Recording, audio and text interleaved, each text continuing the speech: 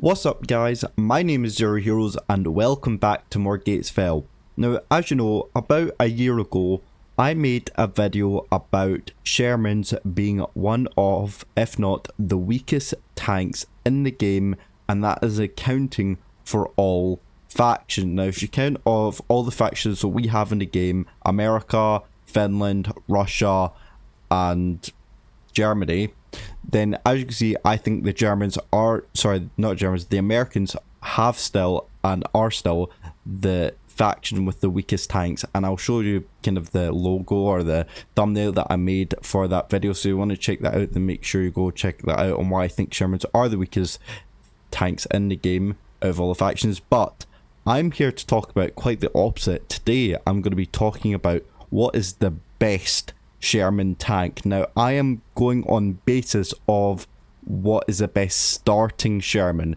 so that is when you load into the game and you'll only have quite minimal manpower. What is the best Sherman to start off with? Now as you do go through the game, you get more points, and that means you are able to get better Shermans, but I'm not basing it off that because I think that's quite an unfair advantage when you are comparing all the Shermans, because as you know, when you compare all the Shermans, which there are a lot of them, you are going to pick the most expensive and the best Sherman. So I thought, well, why don't we just go basing off the starting Shermans, which I think is the best. Now I have got a couple of Shermans in front of me, one of them being the M4A1 late, the M4A3 late, and the M4A3 75 early. And of course I do have the M4A3 105 and you have the M4 105, but the two vehicles are the back are actually, if not one of the most expensive Shermans to buy, coming in at 680 and 700 manpower. So those are the more expensive ones, but probably the cheapest one I have here in this option is the M4A1 late, coming at 460 manpower, the M4A3 late coming in at 480 manpower, and the slightly more expensive one, the M4A3 75 early, coming at 510. Now you noticed in that selection that I didn't pick, that there's one missing, and as you can probably tell, it is this one right here. This is the one I think is the best starting off Sherman. It is the T1 E3 M4A1 late. Now why do I think that? Well, I could literally just pick the M4A1 late, which is the cheaper option and is practically just the same. It's exactly the same actually. Or I can maybe go for a slightly better version, the M4A3, which has better armor, has a slightly better gun even.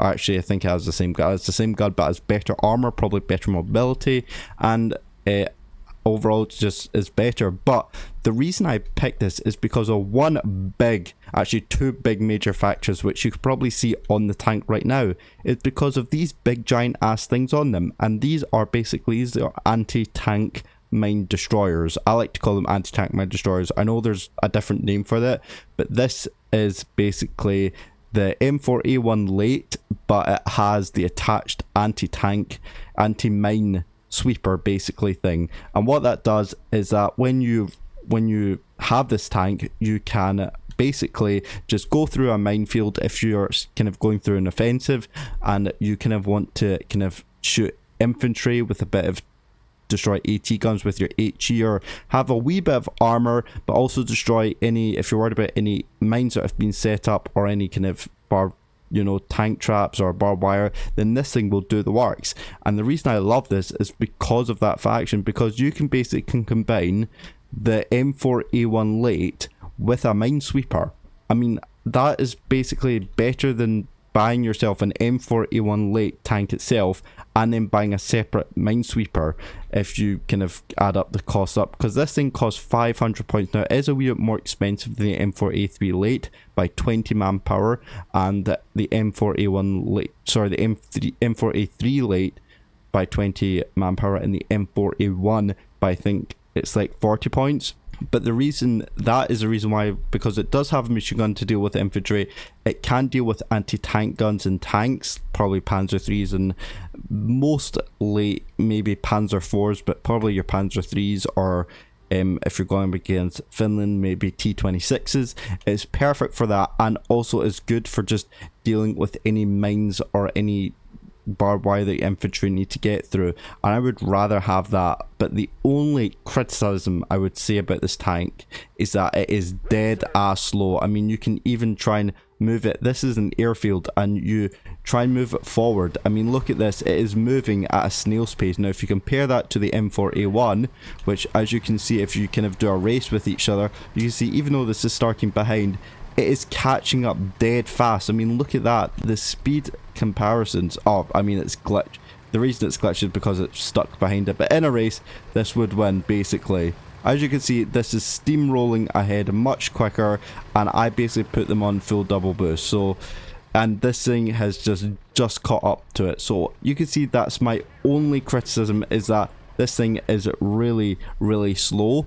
But other than that, I would say it's actually my favourite Sherman, if not is my favourite starting Sherman for all of it, just because of its anti-tank, anti-mine, tank mine and anti-personnel mines. So that means your infantry can get through for any defenses that the Sherman needs to get through, and also basically you're saving yourself. If you do have a kind of a minesweeper that you can buy for an infantry, which you can't buy, it is basically a waste because they'll probably might just get sniped, or they might just get killed by an anti-tank gun, whereas this actually has a chance of surviving against the anti-tank, light anti-tank guns, and definitely sniper rifles, but also it can clear out a large amount of just anti-tank mines and anti-personnel mines. So that is why this tank is my favourite. It's just very effective in kind of all areas for your starting game, and it is a wee bit expensive, but at 500 manpower, but I think that's a really good balance.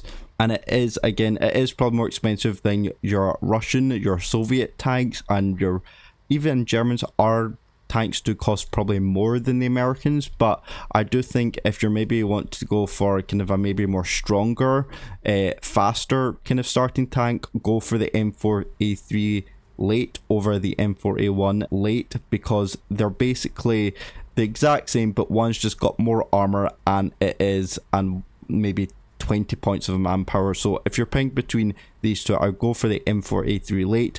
But in my personal opinion, if you really just want overall good balance for offensive and defensive missions, then go for your T1E3 M4A1 late.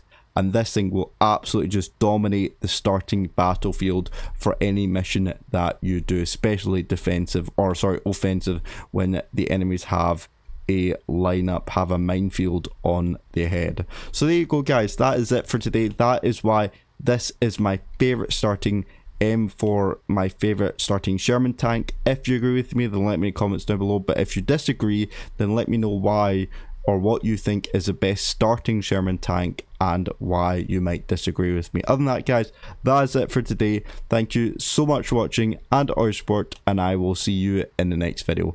See you later, and goodbye.